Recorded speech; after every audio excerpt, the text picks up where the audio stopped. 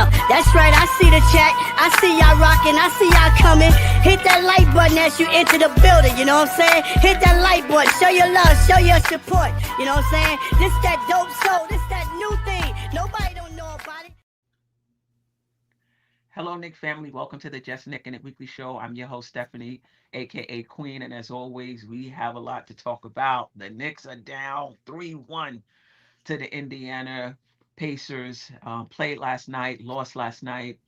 I really thought after the win after game 3, that we had got our mojo back, whatever hit or whatever you want to call it, that we took from that game 1 loss. That was over and we was ready to play basketball. And I really thought we were going to tie it up last night. And instead, we came out, in my opinion, with a lack of urgency, sloppy play. We're going to get into it. We're going to get into Tom Thibodeau. We're going to get into player performance, execution. We're going to get into all of it. Shout out to the chat, the replay game. Thanking you ahead of time for watching us, and the quiet listeners. We appreciate you as well. Jerrell, Ajay, how you doing this evening? Good, good. Salute. Happy to be here. Yeah, Salute to the chat. All right, it's all right, always win or all lose. right. Win or lose, it's always fun hanging out with you guys in the chat, Yeah. talking about the Knicks. So, yeah, definitely happy to be here. Yeah, for sure. Sure. Y'all know my condition now. I got 2. Y'all know where I'm at. So if the audio fades, let me know. If the video fades, let me know. I might have to go audio only at some point. But let's start with you, Jerrell, because I know you're only Mhm. with us for a short while. Mhm. Just your overall thoughts on last night's last night's game. Like, what went wrong, what stood out, however you want to take that, whatever you want to do with it. Just talk to me about last night. Okay. Well, at first, just like everybody else, I was really, really angry as it was going on, especially at the end of the game. But then after sleeping on it, watching your show this morning, listening to other fans and stuff like that, I really think that, us as a whole need to, no excuses. This is the playoffs. We are the most inconsistent team left in the playoffs, and we can't possibly think we can win a championship the way that we played last night. Whether it was Josh Hart just throwing the ball away, Jalen Brunson dribbling the ball off his foot. He acted like he didn't know how to dribble. His sense of urgency wasn't there at all in the fourth quarter. Both him and Karl Anthony Towns, I think, combined for like 4 or 6 points or something like that. Like I don't know how us as fans would expect that we were going to win when our team is playing like that. We've already had multiple players come out in the post-game conferences or post-game interviews or whatever, saying that, we lack energy or we lack determination and stuff like that. Like Karl Anthony Towns actually used the word determination last night after the game. You can't expect to win a championship like that. We are in the Eastern Conference Finals. The way that we played last night, we couldn't beat, we wouldn't be able to beat like a regular season game, let alone a game that's, tried to leapfrog us into, actually making this a series. So not saying that it's over. I'm one of those type of people that say it's never over till it's over. I don't know, but the Jello's jiggling. Let's just say that. So we'll see what happens tomorrow. I'm obviously going to root for us to win. We're at the Garden. We can't losing 3 games in the Garden to end our season. I was hoping the season did not end like that, but if the players aren't going to play with the type of determination that they need to in order to go forward, then it's going to be over. We're going to be talking about the offseason. So, Facts. Ajay, again, before we,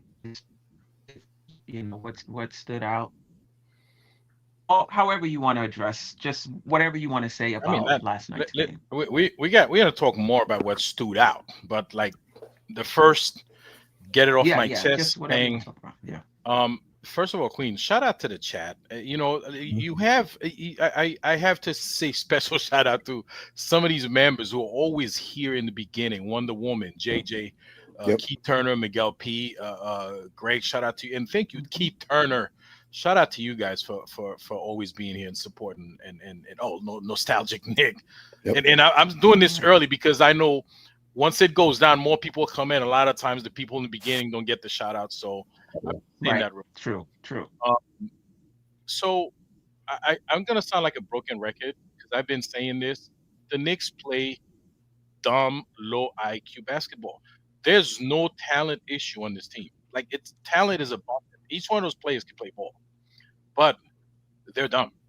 Like the IQ level on some of these in some of these games and on some of these plays are just plain stupid. Like stuff like you learn in hoops 101.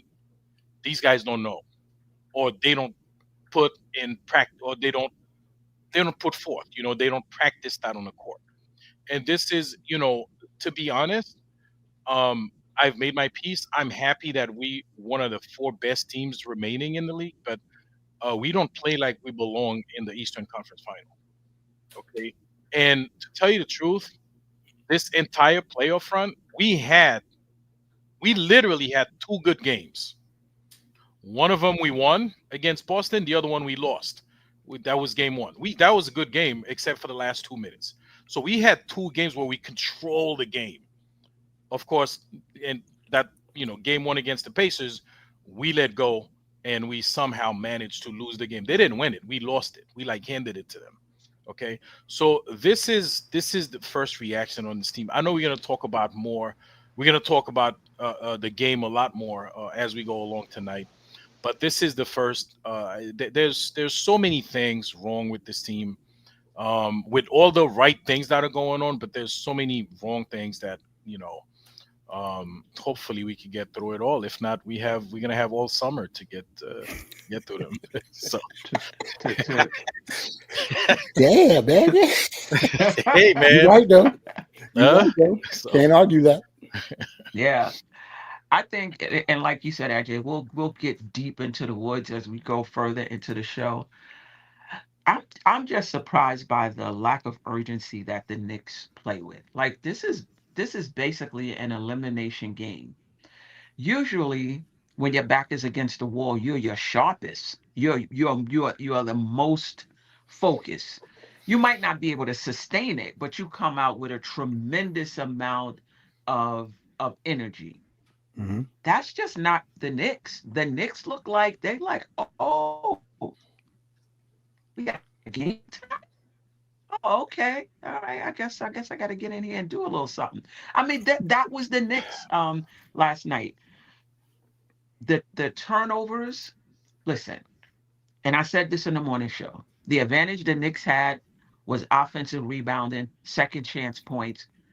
Indiana has mitigated that. The Knicks, when they do win second chance points, they win it by like one or two, right? So they've kind of taken that advantage away. Their advantage, fast pick points. You can't allow them to get out in transition. Not only are we allowing them to get out in transition, we're helping them out. Here, take this turnover. Here's the ball right here. Here, take the ball. Go on to the other side. Maybe we'll get there. Maybe we won't. Josh Hart had, and he wasn't the only one, four turnovers that, in my opinion, he just gave it to the other team. It's going to go down as a Yeah. steal, but that's not a steal. You trying to pass the ball to Cat, there's a defender right in front of him. They deflected, go to go the other way. I can't tell. He had like three of those. Like three of those are, to me, those are unforced turnovers where you're trying to make something happen that's unnecessary. So the fact that he played 36, so he was out of the starting lineup, to me that's just ceremonious. Is that the right word? Ceremonious. It's just, he still played 36 minutes, Queen, you know. we call that is just a front. It's just a front. Yeah, Tibbs is front. yeah, right. So at the end, I said, wow, he was plus one. It's just hard to believe. But you know why he was plus one? Because he was able to play long enough that he finally got it together sometime in the fourth quarter to even it out. Had Tibbs took him out when he was supposed to, he probably would have been negative 468. I mean, he was just a hot mess last night. The a player slipped back door. And listen, I'm getting on. I'm starting with Josh Hart, but there's so many other players, coaches, decisions, execution, performance that we can get in. The guy slipping back door again because it happened in game 3. I'm like, Yep.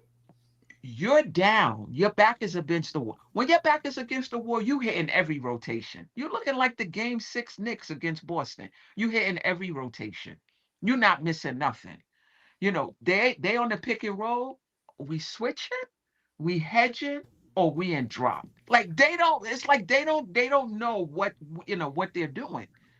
So just the lack of sharpness, the lack of urgency. Um, Bridges missing the shots he usually makes. Yeah. Anyway, that's what stood out for me. Just the lack of urgency and sharpness and focus that you would think a team would have whose back is against the wall and you're trying to avoid not only going down 3-1, but to tie it up and then game 5 is at home. I just thought we would see the Knicks' best basketball last night, um, and that wasn't the case. Yeah, that was the case. Where do we want to start, Jerrell? Where do you want to start? And we'll just piggyback off of you. We might as well start with the head of the snake. Let's get Brunson out of the way. My Okay. point guard was definitely did not play like my point guard last night. I thought he was a shell of himself after the first quarter. Like the first quarter, he came out, him and Halliburton was going back and forth. But after that, like I think once he sat down and came back in, I don't know, he like his body language was off. He was throwing the ball away, dribbling the ball off his foot. He allowed himself to get trapped. Like when the last time you see Brunson do stuff like that? Um, and I watch body language a lot. I usually don't try to nitpick body language. I remember we used to do that with Julius Randle all the time. But Yeah. Jalen Brunson, his body language looked off. Like in the regular season games, he seemed like he was focused. And, in other playoff games this year, he seemed like he was focused. He get knocked down. He don't want the other team to pick him up. He helped Halliburton up last night. Mm. Usually little stuff like that I don't really care about. But if you don't never do that, and then all of a sudden you're doing it in the Eastern Conference Finals when you're losing after you got trapped and y'all both fell going for the ball, and you help Right. the other player Right. up. Stuff like that is weird to me, even though it seems small and minute. But that is the type of stuff that I'm talking about when I say this team is just inconsistent. I don't know if the fire is gone. Something happened in that locker room that we don't know about. Because Jalen Brunson don't Mhm. never. It's not like he just had a bad game. It looked bad. Right. That's why I don't get it. It was Despite it's the the 31 points, mind you. right. I don't care about them 31 points. We watched the game. We know basketball. That 31 points meant absolutely nothing. He played terrible last night. The way that he's capable of playing, like he can't be Mr. Clutch, and you and Cat only combined for like 4 points in the fourth quarter in a closeout game at away, trying to tie up the series. Like the sense of urgency wasn't there from him at all, and that's not like him. So I really don't get it. Yeah. I mean, I'll just piggyback off of this a little bit. I was expecting in that, and listen, the Knicks scored 30 points in the fourth quarter, right? That's enough points if you're getting stops. But this seemed to be the Knicks couldn't get stopped, and I was just looking for Brunson, not just in the fourth quarter, but at different points in the game to take over.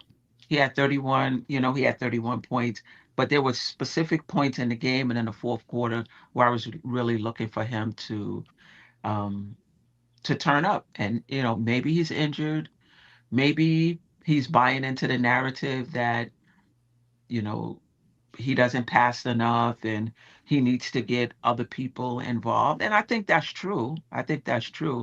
But I still think there are points in the game when it's your turn.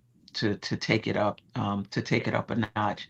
And I just didn't see that for him. And you can't tell me he was tired. I thought he sat too much in the fourth quarter. I was like, when they bringing Brunson back? Right. And I get it, trying to give Towns, because it seems like they're not effective when they're both on the court at the same time. So giving Towns his time to kind of be the focus of the offense, I get it. But after a while, I was like, where's the burner? Like we need Brunson. And he came back and he looked burnt out. Right. Just wasn't himself. But 31 points, I think he went to the line 10 times, so I'm not totally shitting on him. But Right. throughout this series, in my opinion, he just hasn't been his aggressive, assertive self. He just hasn't um, been that. And defensively, they're we know this. Defensively, they're hunting him. They're putting him in pick and rolls, trying to get the switch, trying to get the mismatch, and he's just not good um, in that area. And then you got both of them that's not good, and you know uh, it's another question to answer in the off season whether this is a good pairing together. They're both outstanding offensively, or can be, but they're both defensively liabilities. But yeah, that's what I'm adding on. I mean, to what you said about Brunson.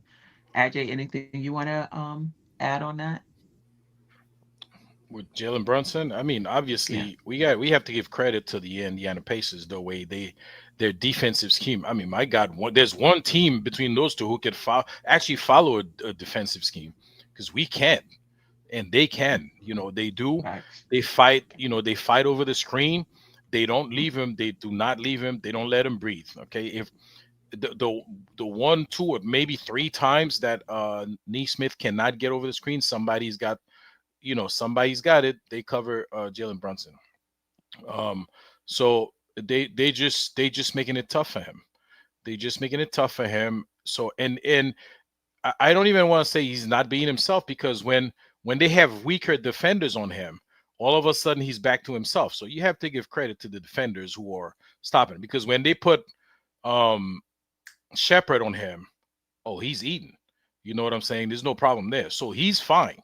There's nothing wrong with him. It's just that when they put Aaron Neesmith on him, or even not counting yesterday's game, when they put Ben Mathurin on him in the past couple of games, the first three games, oh, it was barbecue chicken for him. He was eating those guys alive.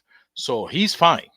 Okay. It's just that their defense that they're playing on him is stifling him. He's just unable. He hasn't been able to figure it out. His teammates has not helped him figure it out, and his coaching staff has not helped him figure it out. Okay. So Yeah.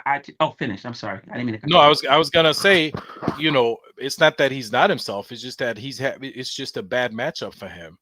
Um, and listen, going forward, let's see what other teams do, because everybody's watching this. Everybody's like, oh, that's what you do with that kid. You know what I'm saying? So I know he's been in the league a long time, and they throw all kind of defenders at him, and finally they got somebody that's exposing not just him really, but the whole team. How the whole team is opening up for him, because in a lot of ways, it's when you hoops, there's a little bit of similarity to basketball. You got after football. I'm sorry, you got to protect your point guard, right? And you don't protect them the way in football, but you set screens for him. You set a lot of picks just to free him up, just to you throw stuff at the defender to confuse them, so you could free up your point guard. We haven't been able to do that. Not be able to do that. We haven't done that. We But haven't done I'm going to push back slightly on that, that. Mhm. because Brunson has played against Neesmith before, and I agree with you. Neesmith makes it harder for Brunson to get his points, but it never stopped him from getting his points, right? So I'm not going to, I don't, to me, Brunson is not his aggressive self, even against Neesmith. And I'm not taking away how hard he's playing and how difficult he's making it for Brunson. There's times when Brunson will turn the corner and won't even put up the shot. You know what I mean? Like to me, there is something off with Brunson's aggressiveness when Neesmith is playing him. We didn't he played him the same way last year in the playoffs. Made it difficult for him, bumped him, played physical, did all of those things. Every time Neesmith plays Brunson, he plays him the same way, very aggressive. And Brunson still does his thing. You know, that I'm not seeing that. It's hard for me to believe that Neesmith is just shutting Brunson down. Uh, But But Queen, we had he had a different cast around him last year, Jalen Brunson, who helped him out a little bit. You had Isaiah Hartenstein, who was setting better picks, or Precious Achua, who played a lot more minutes last season. He sets better pick than Cat. Okay, Carl Anthony Town does not set good picks. Okay, he's moving his hips, like he gets called on those a lot of times. He's not a good screen set. He's not a good screen guy. Okay, so they had other guys. Oh, DiVincenzo sometimes when he was in the lineup, he would go at Neesmith, and I remember that very clearly on some of those games where I mean he would get called for the foul because he was too aggressive trying to free up Brunson against Neesmith. So he had a different set of guys around him, and I guess that makes a difference. I guess. I guess. Steph, I'm gonna have to go, but just real Okay. quick before I Yeah. before I go though, I don't know. When it comes to Brunson and Cat, yes, both of them are minus defenders. You can win a championship when your two best players being minus defenders. Denver just did it not too long ago. A couple other championships too, but I don't want to get all into that. But the point of it is the reason they won isn't just because of their two best players. The other players have to be stars in their roles too. So even though Cat and Brunson aren't plus defenders, we're losing games not just because of that. We're losing games because Mikal Bridges isn't really being Mikal Bridges. OG Anunoby has to step up a lot of times. Everybody has been inconsistent. It's not Right. just because Cat doesn't play defense. It's not because Right. Brunson doesn't play defense. It's because everything happens at the same time. So if everybody's Right. inconsistent at the same time, that's what happened last night. We scored over 120 points last night Right. and still lost. So it's not just Brunson and Cat, it's everybody. Everybody had a hand in that loss. So I know a lot of people are going to be blaming Brunson for the loss, but you can't because he's the best player. Blame Cat too because he's the second best player, 1A, 1B, however you want to call it. But we have other players on this team that need to be stars in their role in order for us to win a championship regardless. Josh Hart, like you said before, just threw the ball away multiple times. Bridges, I don't know what he was doing sometimes. So if we're going to play like that, we're going to play inconsistent. It doesn't matter about, individual defenses like that when it comes to our two best players. That's all I'm going to say. Hopefully tomorrow we right the ship a little bit, at least try to force it to a game 6.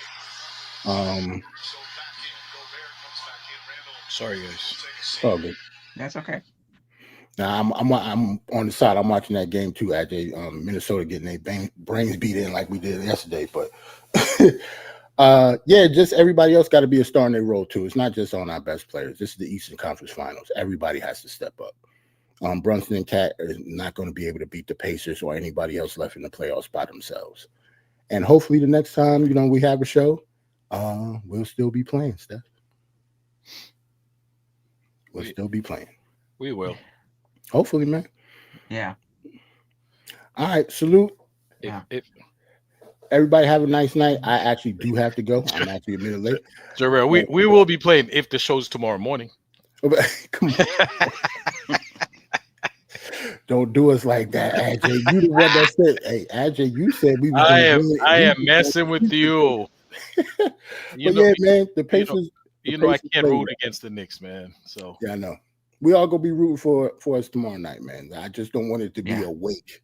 You know what I'm saying? Awake in here like the funeral is gonna happen tomorrow. yeah. So, Yeah. everybody Yeah. try to be in good spirits and go Knicks. Yeah. All right. Yeah. All right, Jerrell. All right, peace out. All right. right. Appreciate you stopping by. I appreciate it. No problem, Steph. Uh-oh. Am I sounding weird again? No, you're fine. I can hear you. Okay. Okay. I guess I wonder, just to piggyback off of what Jerrell is saying, are the Pacers just a better team, and that it doesn't matter what the Knicks do, they're just better? Or is it that this is a this is the Knicks, if they played the way they were supposed to play and players weren't inconsistent and did they have low IQ, we would be right there with them. But the flip side of that, Ajay, is you can argue that that tells you right there you're not the better team, right? If your IQ is low and players are inconsistent and they're not showing up to meet the moment. Well, Queen, when you get to this point in the playoffs, right? There's, you don't have. I mean, it's not like you playing the Toronto Raptors, right? Those teams are very close to each other, but one team's going to have a small edge, right? A slight. It could be the slightest thing. It could be the team has a better bench or one more guy coming off their bench that gives them something. It's a very slight difference between these teams. By the time you get to this point, there are 4 teams left in the NBA. Everybody else is watching from a distance. Okay. So that little edge, maybe they have it. And, or maybe, I mean, right now, it seems like we have lower IQ. It could just be that that team has better chemistry. They know each other better because they've been playing longer. We're a new team. Okay, let's not forget that. This squad, this is their first time together. Okay. Um it's like, and looking at first time, you're looking at, you're like, well, I don't know how these guys get better, because he's been Cat for like 10 years in the league. I don't know how long he's been in the league. Okay. There's, if you don't know, like, Cat, he's grabbing Miles Turner, he's holding Miles Turner's hand, I, what was he doing? Like, I don't know if you remember that foul. He was holding his wrist. Like, I don't know what he was doing. So if you cannot control that after so many years in the league, now we're asking ourselves, like, how much better can this guy get? So it's not that, and that's why I say it's not that Indiana, like, it could be their chemistry, but it's definitely on our part a lack of composure, lack of concentration, and lack of IQ. We know these guys are talented. We know these guys can play. We've seen Scat scored 60 points in one game. See? So this is not, these guys can play, but that slight edge, Indiana has that. Of course, you add their speed and their this and that, and their defensive scheme, their offense, their ball movement, all that stuff. And then that's how you have, I mean, right now they up 3-1. Indiana Pacers is not, I mean, aside from, if we lose tomorrow, so are they 4 games to 1 better than us? I don't think so. I I think mean, in this series they were. well, that's what, because they And have that little edge, and that they take advantage of those things. Do you know what I'm yeah. saying? But talent wise, we're not far from them. It's just that Well, as a unit, they play better. you can argue that talent. You can argue. I don't know if you're going to win, but you can argue that talent-wise, the Knicks are better. But it takes more than talent to win a series. Absolutely. It's More a than team talent to sport. win a series. It's a team. There's a lot of things that gets into these games, and even us, Queen, when we sit here, we talk about these games. I don't want to say analyze these games, because we're just fans talking. We're not, Right, right, right, we not, you know what I'm saying? So we're just shooting the shit over here.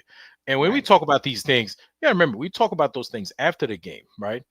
And we Monday morning quarterback this joint, but those guys sitting on the bench, they literally have minutes and seconds to make to see those things that we have all night to ponder on, and then we see the video. Like, we watched the game. Well, I didn't watch that game again yesterday. So everything I remember from it was like from just one. A lot of times I go back and watch those games before we do the You shows and to do, talk you about them. do, you Yeah. do. So, but this, it was last. I didn't have a chance to, and to be honest, I don't think I would watch it if I had a chance, because I remember everything I need to remember about that game. I remember. I remember the turnovers. I remember the dribbling off his foot. I remember Cat, putting Neat Smith in a chokehold. I remember the BS scores. I remember, like, everything I need to remember about that game. Missing layups. Oh my God. Missing And a layups. lot of those missing layups could have easily been with N1s because you had a defender there who was ready to challenge you.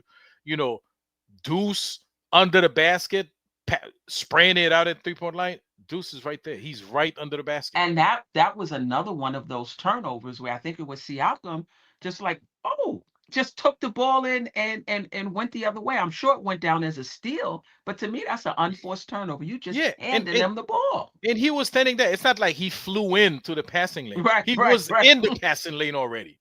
So you like trying to throw it through him. I don't know what we were doing. I mean, it was a mess. I don't know what we were doing last night. And there's something to be said. Listen, coming into the series, maybe it was just me, you, and Geoff, maybe Jerrell, thought that these teams was evenly matched and that this would go 7. And we had people, and it might not even it might not even do that. And people in the chat was like, "Oh, Indiana, what are y'all talking about? Why y'all so scared? Why y'all so afraid?" It's just that before this series, we spent some time, reading up on them, listening to videos about them. A lot of shout out to the content creators, not just in the Knicks world, but in the Pacers world, who did the breakdowns of the teams and things like that. And we spent some time with those videos and came away like, wow, this is going to be a tough series for the Knicks. However, if we're our best selves, we're going to win this series. If we're our best selves, we're going to win this series. And we have not been our best selves. And listen, Indiana has something to do with it. The Knicks themselves, self-inflicted wounds, if you ask me. And then Thibodeau not putting the team in the best position to win. It's all of that. It's not all Tibbs. It's some of it is Tibbs, some of it is player performance, and some of it is Indiana. All of that happening at the same time. And with all of that, down the stretch, the Knicks have been in each game. Down the stretch, with all of the missed layups and the boneheaded plays and lineups where a team has to basically play uphill, so to speak. Even with all of that, the Knicks have been, and I think every one of these games down the stretch, if I'm not, um, you know, if I'm not mistaken. But I want to talk about, and we'll get into each of those things But before that, in a Queen, few. no, I was Yeah. before the series started. No, I didn't like the Indiana matchup. I told that you remember me telling you that. Because I didn't. I know you like the Pacers. Who cares? Cleveland. Who cares? Like you Mhm. weren't scared of either one of those teams. I told you out of all the teams, I really didn't want the Pacers because they played too fast for us. Okay, and I don't watch Pacer games, but in the playoffs you watch those games because you want to see the teams that are coming towards you. Okay, not that I thought we were gonna go past Boston, but you never know. I watched, I watched a lot of the Eastern Conference teams because you want to gauge the other teams that you could possibly play. And I was still saying, and listen, I'm still saying Knicks in 7 because I'm not gonna root against the Knicks. Okay, until this is still mathematically possible. You know, this series is over when one of the teams win 4 games. Okay, bottom line, nobody's won 4 games yet, so we still got basketball to play. All Right. right, but the way we playing right now, I mean, I listen. Our best game in the series where we dominated and control and had it all, we lost that game. Game one. So, game 1. Yeah. Okay, so I don't see this happening like 3 times in a row where we actually have that kind of game and win. It's Right. just not likely to happen. But as a fan, you hope that okay, we could, we could, get ourselves together and then get this thing going. But it's just not likely to happen. You know. Yeah. Yeah. Uh, Yeah. I was gonna say that when we talked about this series, or at least when I talked about it, I said there comes a time in the playoffs where things bog down a little bit, and you're going to need timely shots and you're going to need timely stops to close it out. And you can look at a stat sheet at the end. It's like, oh, this person had 34 points, or this person had 16 rebounds. This person, when did they score? When did they get those rebounds is super important as well. Indiana only had, I think it was 5 offensive rebounds. I felt like down the stretch they got every key offensive rebound. Like they kept the ball alive so that they can get second opportunities at the basket. They only had 5, but it seemed like every key offensive rebound that we need, like obviously we needed it to close out the possession. They would get their hands on it, tip it, do something, and the next thing you know, here they are with another opportunity, and they would knock the and they would knock the and they would hit the shot. So I just feel like we're not getting the timely rebounds that we need, the timely stops that we need. We're making a run, we cut it to 6, they come right back down. Halliburton pulls up for a 3. Like we just could not get the stops. And I thought we, as far as scoring was concerned, listen, we scored 120 something points. That's enough. That's enough. And so I think that brings us to, Thibodeau and the lineups. And I just think that you might have to play Towns with 4 defensive players. Obviously, Townsend and Brunson will have to overlap. You can't just play Towns 24 minutes, him with 4 defenders around him, and then play Brunson 24 minutes with 4 defenders around him, right? Just can't do that. They're that talented. They're not playing 24 minutes a game. So their time will have to overlap, and we have to figure out what's the best lineup around them. And I don't think it's a lineup with heart in it. When you have those 2 in there, the 3 players you put around them, Hart is not one of them. But yeah. So I think that lineup that closed the game, I just felt like they were in there too long. Hart was a part of that lineup. And I read somewhere that lineup might have been +5. It didn't seem like it. Didn't seem like they could that Was it? they could. Who Mhm, they close? Didn't we close with mostly with our starting lineup? correct. Well, the old starting lineup, because Hart Yeah. was in there, not Right. new. Right. Right. Yes. That lineup couldn't get a stop. That lineup could not get a stop. Queen. I mean, that's been the theme throughout the series, right? Um, and this is where the coach and coaching staff comes in, right? Because you're picking who's on the floor to play a Right, particular game. Okay.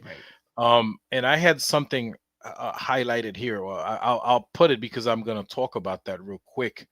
And shout out to New York S3, who said Mhm. having low IQ is the reason why we choked game 1.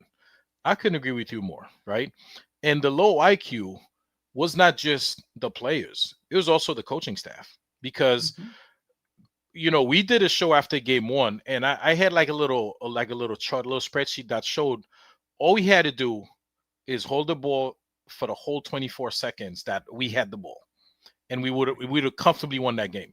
We didn't have to just cross the timeline and wait for the 24 seconds to expire, because we're up 14 with 2 minutes and 46 seconds left.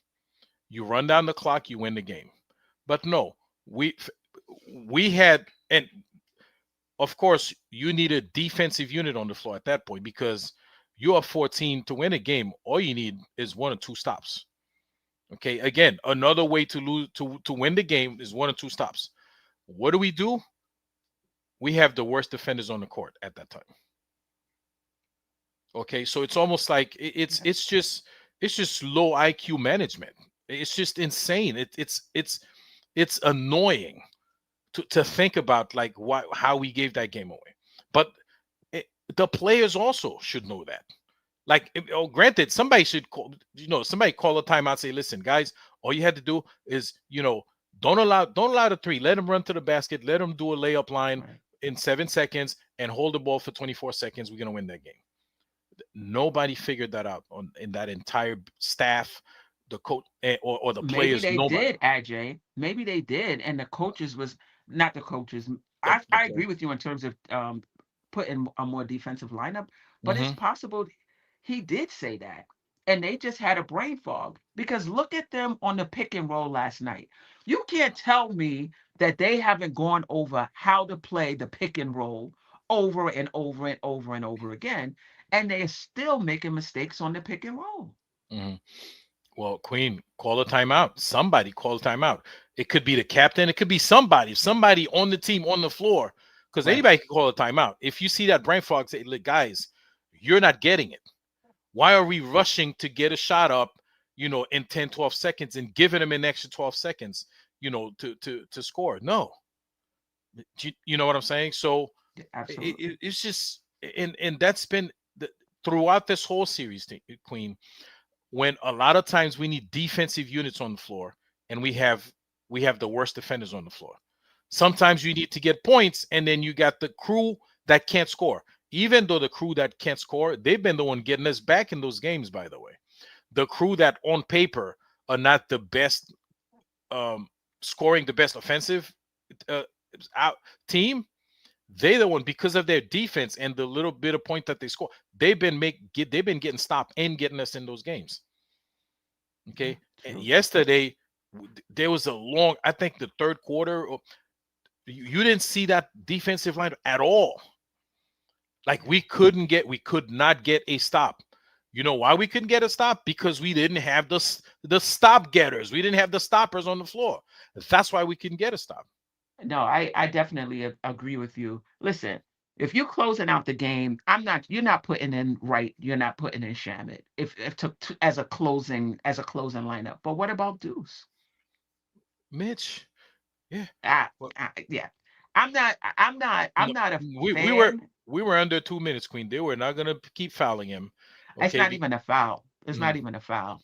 I'm not a fan of the double big line. I don't want to get off of this too much. We'll talk about it. I'm not a big fan of the double big lineup for this particular series. And I think if Thibodeau was going to make a change, he should have went with Deuce over Mitch. And I'll just say real quick, they haven't been at their best. I think last night that duo was outscored 30-22 or 30 something to 22. It's a lot to ask these guys in the pick and roll, to navigate that and to negotiate that. To ask one of them to play a wing, not a wing, a stretch to play a stretch four. To ask them to get back in transition if there's a turnover to help stop a basket. Like that's a lot to ask of two bigs. I digress. That closing lineup, first of all, Deuce was minus 14. He was minus 14. He didn't even get a chance to to um to come back in the game and make an impact.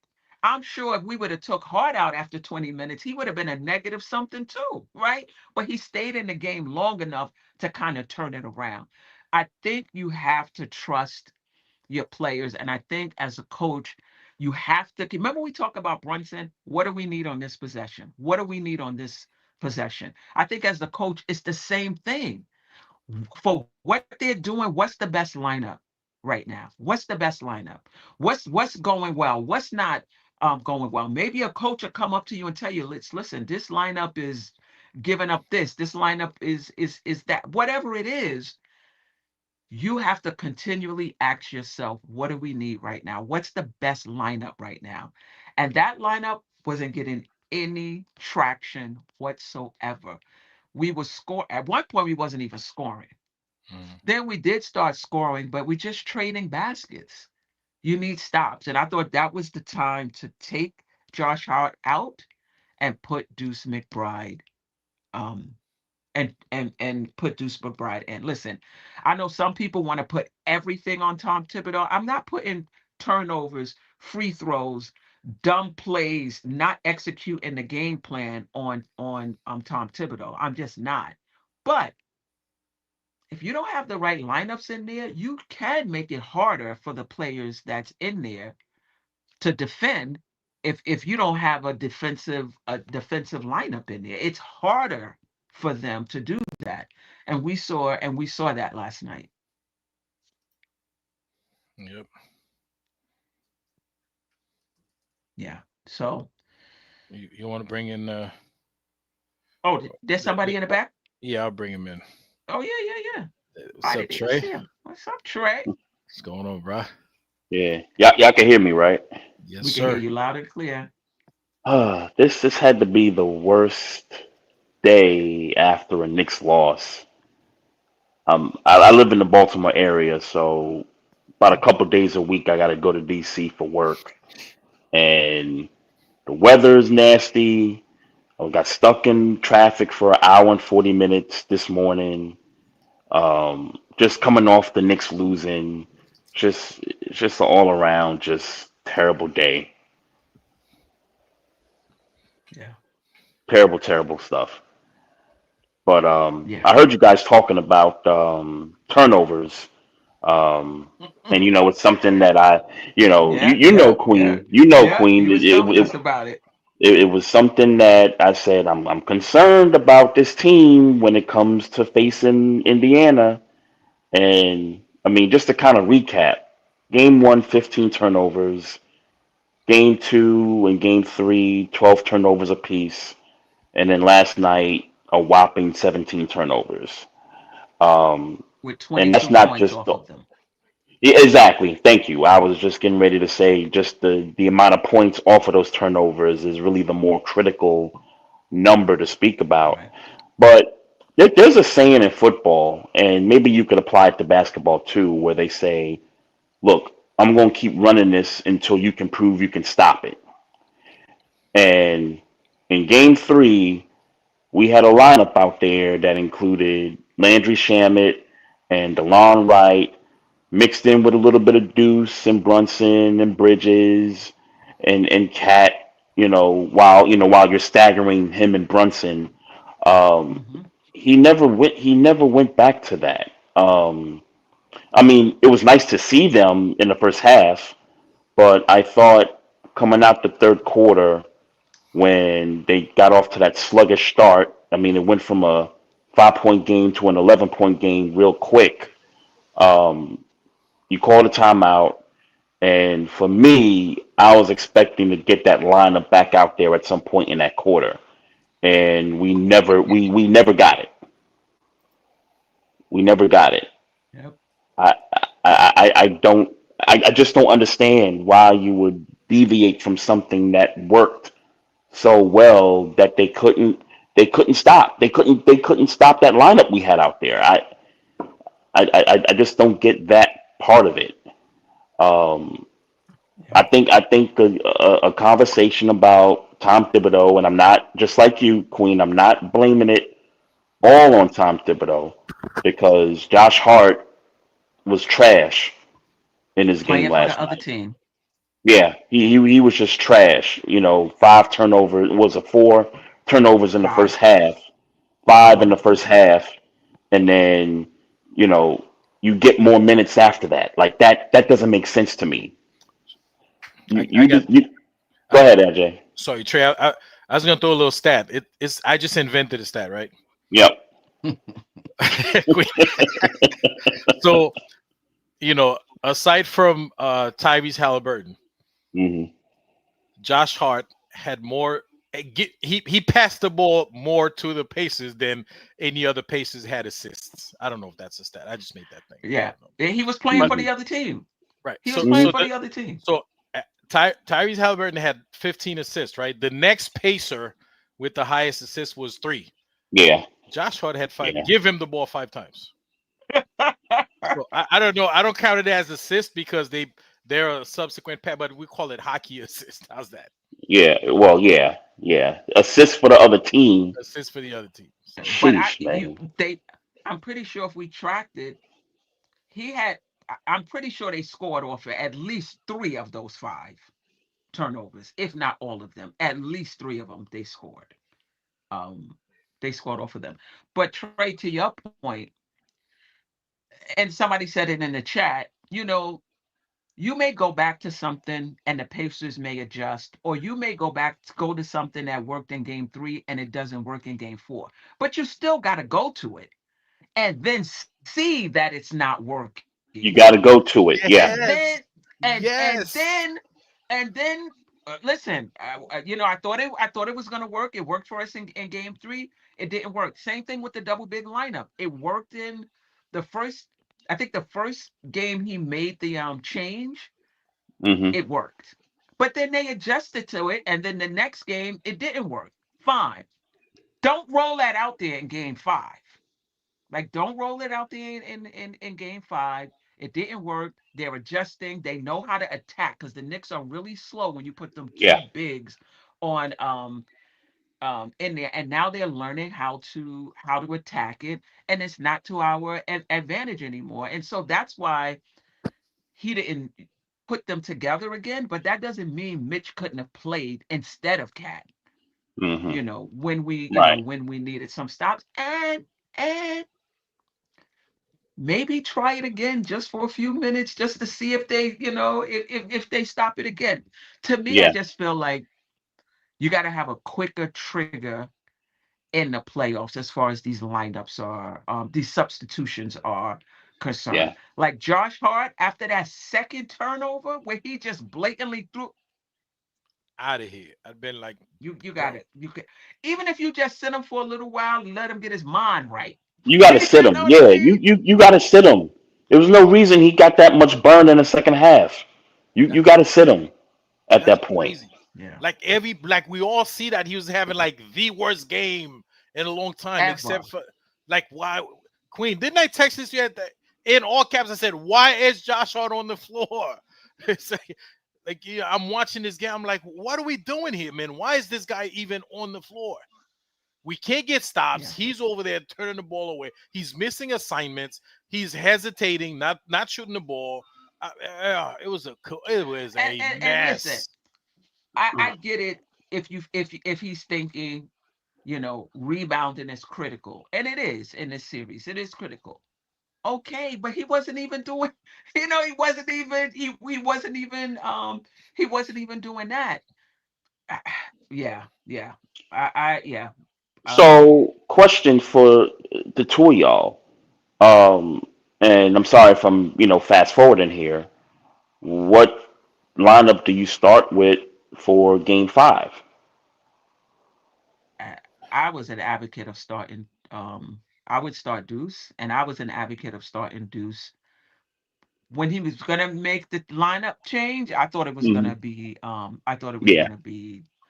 um it's gonna be Deuce. You are giving up height, but you get that point of attack defense, Hmm. on Halliburton, where he could play him a little closer than Mikal Bridges have been. Mikal Bridges has been giving him a lot of space. I don't know, maybe Yeah. that's the game plan.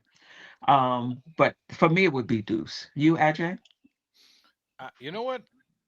I have no problem starting the regular lineup. That means Josh Hart at the 4. The only thing is, I would give that lineup a very short leash, right?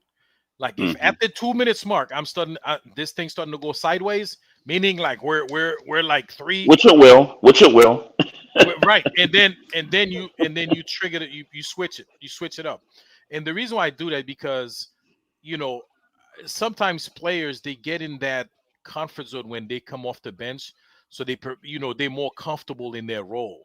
So that way you would still Mhm. have Mitch and Deuce and whoever else coming off the bench. So some players like to watch the beginning of the game from the bench, and not that Tibbs give anybody instructions, but at least they will see what like how to attack that game. You know what I'm saying? But Hmm. I'd have no problem starting the regular lineup again. You know, if if if if mid first quarter, we're like neck and neck. We up, down, it's a seesaw battle. I'm riding it until it start, like you said, Trey. It will go sideways. When it's starting to go sideways, then you bring in the new blood. Yeah, Right. yeah. So, Right. I thought about starting Yeah. Deuce tomorrow. I thought about Brunson next to Deuce, and then OG plays 4, Bridges plays the 3, and Cat plays the 5. I thought about that. And you're still going to give, Josh Hart that energy to come off the bench with. You're still going to give him that. But not only are you giving that starting lineup maybe 2-3 minutes to see if it's going to, if they're going to go off to a good start, but when you bring Josh in, I think you should be monitoring him also to see if his head is in the game as well. Right. Right. Get that guy, get him on a short leash and make sure that, hey, look, this is game 5. It's either it's now or it's off to Cancun. So your head got to be in the game for this one. But I'm with y'all. I like Deuce. I'm fine with Deuce starting just to kind of mix it up a bit. And look, it's no tomorrow. Like this is it. This is it. I mean, if we're gonna have a chance at a game 6, they got to win this one. Yeah. And I mean, listen, I don't think the Knicks are where they are now solely because of lineups. Hmm. I don't think it's solely because of lineups, but I do think optimizing lineups would help them for sure. The Knicks, Tom Thibodeau has to do his job in terms of putting the best lineups out there that he thinks is going to get the job done, given Yep. what's happening on the floor. And if it doesn't happen, then you switch. But you got to be in the moment because Josh Hart tomorrow maybe have a phenomenal game, and it might Hmm. be Bridges stinking up the joint, right? Yeah. Or somebody else, whoever it is, just be able to move quickly. But also keep in mind when you take a player out, you're not taking out like their offense or their poor shooting. You're taking out the other things that they do well. And Josh Hart's case, he wasn't doing anything well, so I didn't mind um, if you took him out. I didn't think he was doing anything well. I didn't see any transition points. I didn't see offensive rebounds, all of those other things that he would usually give us. I didn't see any of that um, last night to kind of offset the turnovers and the other things that he was or wasn't doing in the game. But we got to win tomorrow.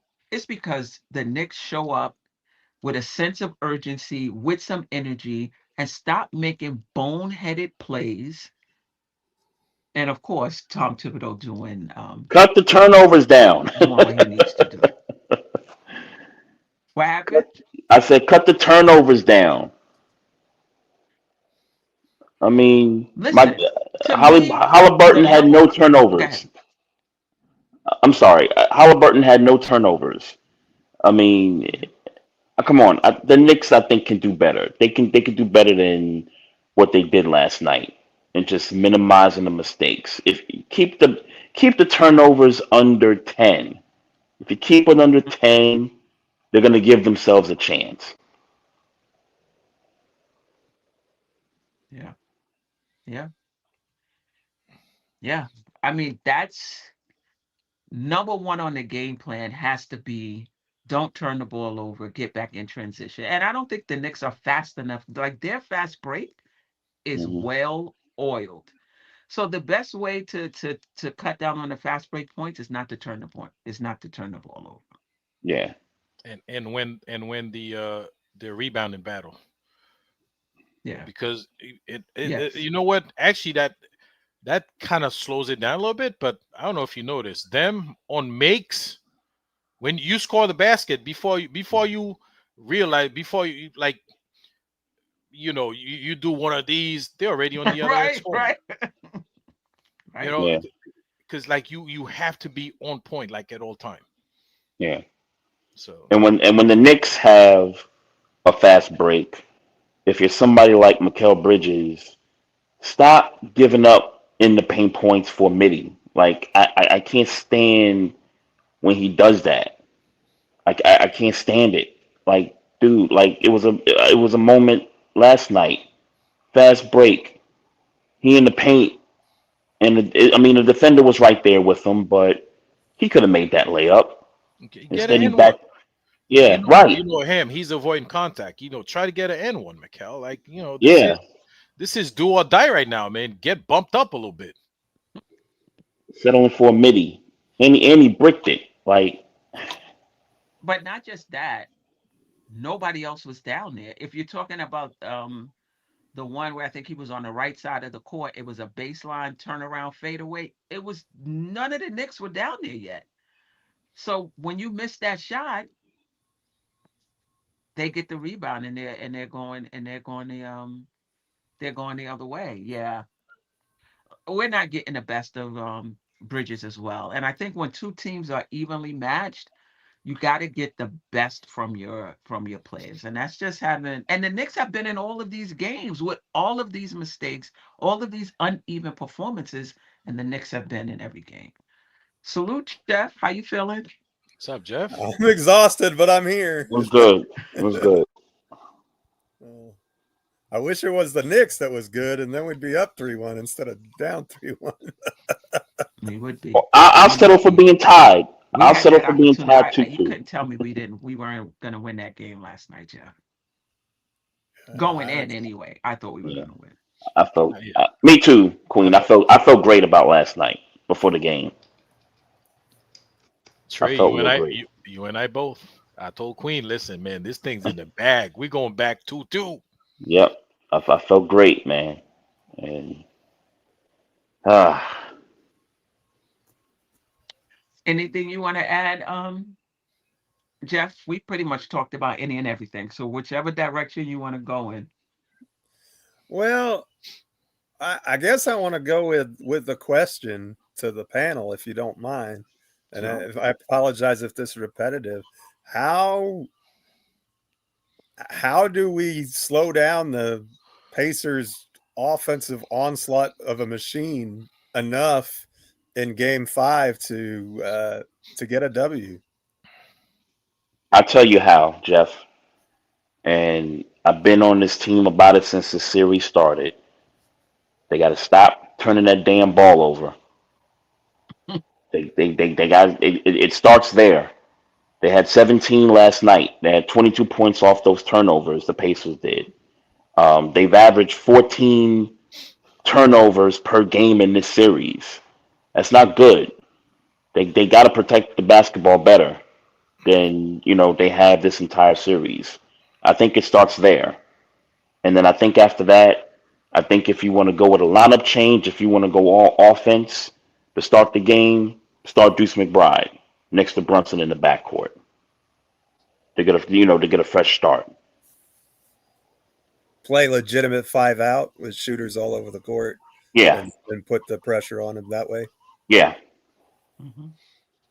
And that's a better defensive lineup too, in my opinion, than Hart. So we'll be able to play 5 out, but I think the defense will be solid as well.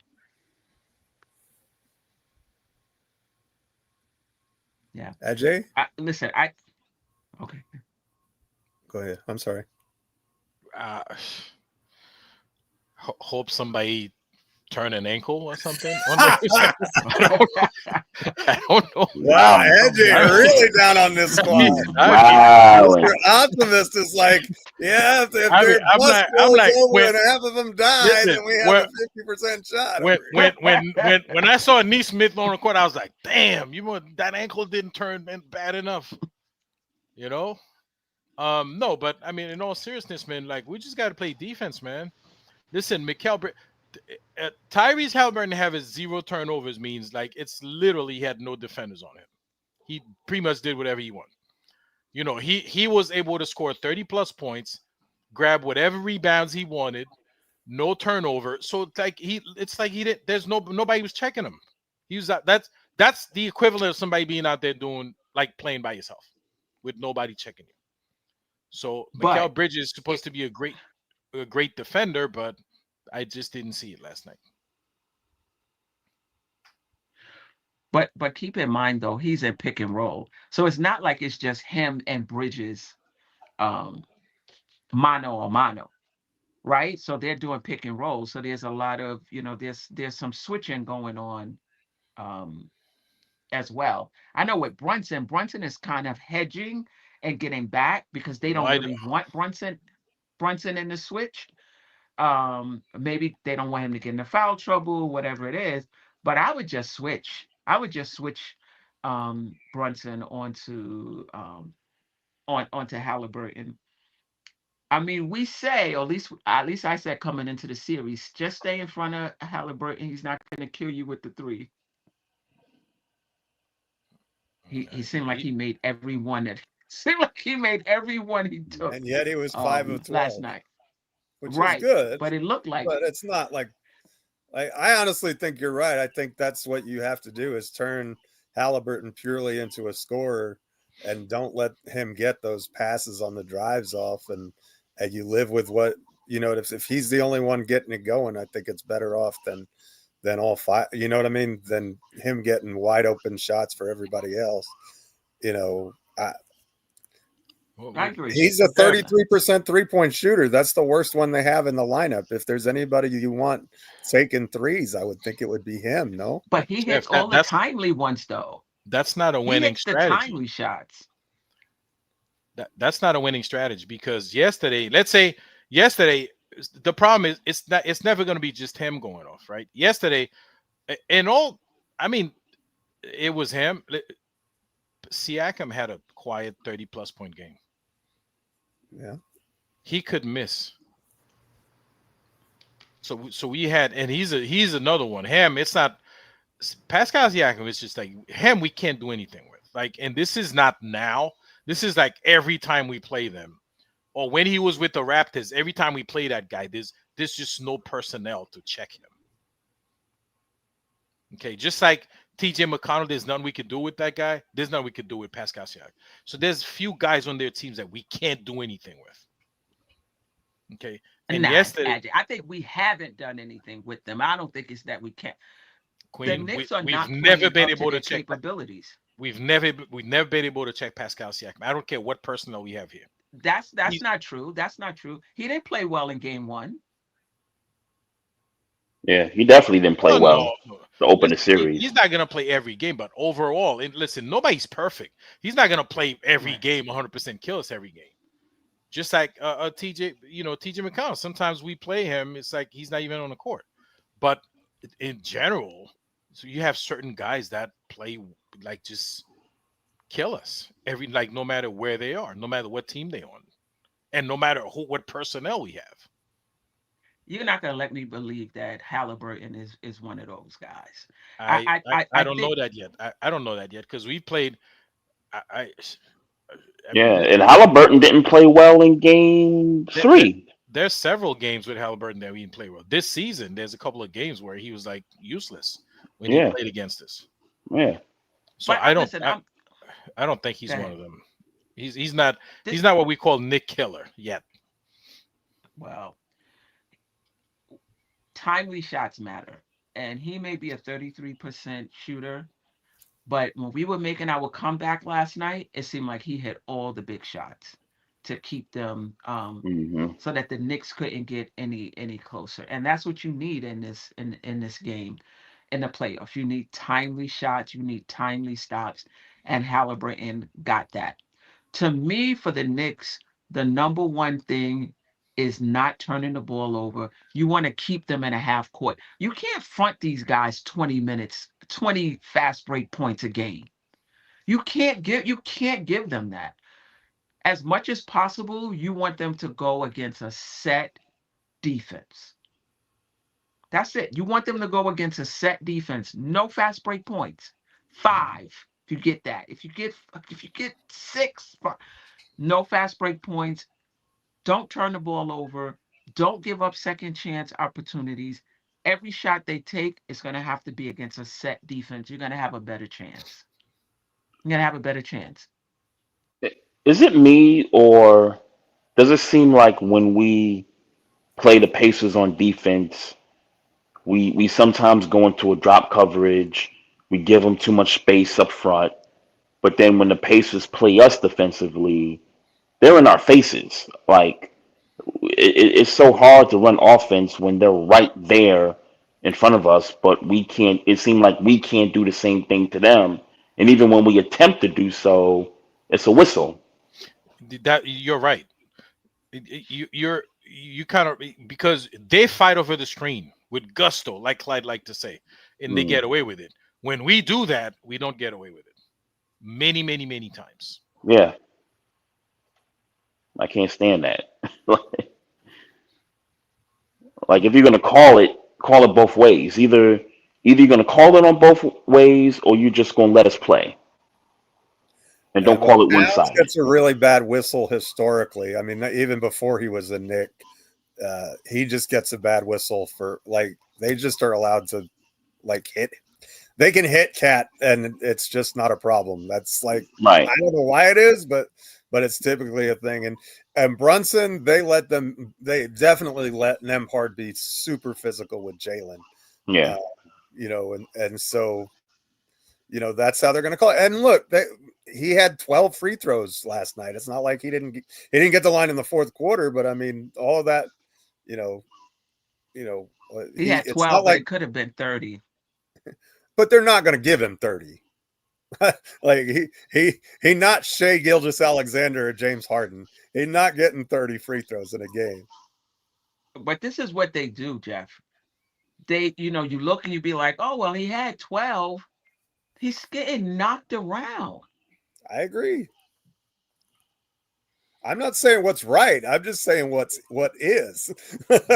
And that 12, 6 of it is when the game's out of reach, like the last 2 minutes of the game to balance it out. Not last night. He had almost all of those in the third quarter, I think. As free throws kept us in the game for a long time. Like we really would have struggled if it wasn't. Our offensive process was terrible Yeah. in the third quarter. Yeah. I mean, it was a game to steal for sure. But we didn't make any plays down the stretch, and that's the way it goes. But to me, let's win Thursday, hang on for one more day, and then we can think about Saturday and moving forward. But let's just get this one. I don't want them winning on our home floor again. Like show some organizational pride. Do not get beat at MSG for the fourth time in a row in the playoffs by these clowns. Please, I'm begging you. Jeff, I'm with you, man. And I was just saying last night to Sim when I called in, I said, look, don't let them celebrate on your home court. Worst thing I'll take is Pacers in 6. If it's Pacers in 6, then cool. It's on their home court. They celebrate, whatever. But if you win game 5, then cool. If you lose game 6, fine. If you win game 6, then you damn well had better win the series in game 7 at home. That's where I'm at with it. Yeah, but do you see that in those guys be like, I'm not gonna lose at home? Kind of, you see that the dog in him that's gonna come out with pride? I don't. I mean, that should have been game 4. Yeah, I mean, you make a good Was point. it game 3 though? You didn't think they did that in game 3? Yeah, boy, because they won. Actually, that also should have been game 2. If you get because game 1 was deflating. Yeah, I think you mean more game 2. They should have came out with that hunger. And game 4, man. Mm-hmm. You wanna come back home tight 2-2. Because you in that 0-2 hole, man. You gotta, all these games, man, you gotta come out like it's your game 7, man. Yeah, Everyone. for sure. Would the conspiracy theorists out there believe that they want more games at the Garden and they somehow rigged this to go to 7? I would take it. I don't think that, as you mentioned, right? I don't think there's any way you can say that the officiating has been bent firmly in the Knicks' favor in really any game at all. At all. So if that's the narrative they want to go with, and if they lose, Rick Carlisle will cry that way. We saw him do it last year. It's a great effect. So Yeah. if they lose, when they're winning, there's no problem with the officiating. By the way, Sure. Of course. Of uh, course. everything's just fine then. But Yeah. I mean, because conspiracy theorists out there would say we're getting ready for the lowest rated finals in the history of finals. Um, too bad. but but I'm gonna watch because I like basketball. I'm gonna watch. I'm not one of these casuals that you Yeah. know. Should be a great series if you Should be think a about great it. Both series, man. teams are outstanding offensive teams. It's gonna be a hell of a final, man. I mean, It's Yeah, gonna be awesome. really figures to be absolutely. high level hoops, assuming that Caruso Company can't lock them up the way the Knicks can't, which I think is a possibility. That Oklahoma City defense is, I think, designed to take on Indiana much better than we are. Yeah. I hope the Knicks are watching the The Wolves right Knicks, now. the Knicks Wa- got another game, by the way. While No, we no, already have Indiana playing OKC. They do. They do. They're going to have to come out a lot better than they did in game 4 if they want to survive to the weekend, though. I hope they're watching the Wolves quit tonight and them say to themselves, "Yo, we don't want to be like this." I don't see that in their DNA. I don't think this team is a bunch of quitters. I really don't. Yeah, we lost these games, but I didn't think we just completely let go of the rope in any of these games. I mean, even they were down 111-96 last night.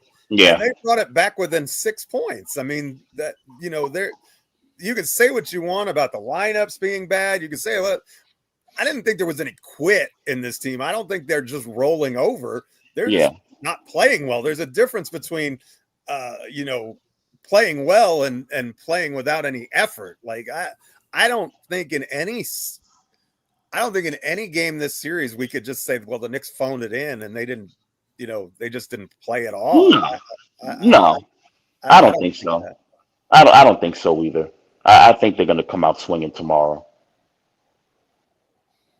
So here's what I want to see, and maybe I'm crazy. Yeah, I am crazy, first of all. I know I'm crazy, but this is what I want to see.